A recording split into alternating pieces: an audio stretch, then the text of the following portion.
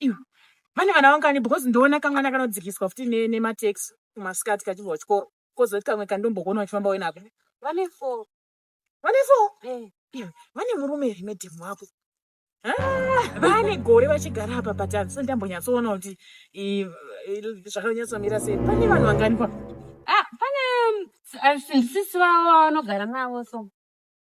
Murume pane murume umwe asingaoneki asi murume munhu akugara apa here murume pane murume asingaoneki anokuti once in a while anobuda apa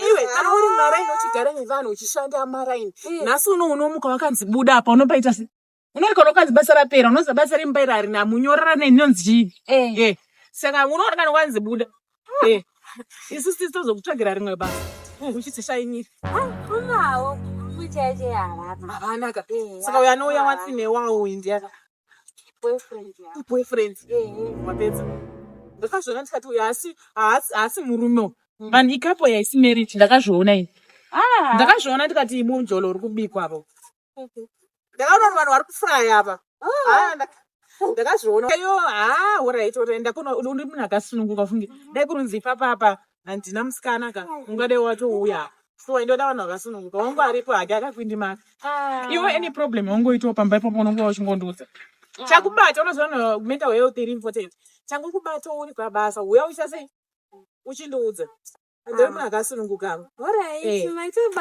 aiwa wetakwe akasununguka aiwa wakasununguka ndanzwa kufara wakasununguka ramba wakada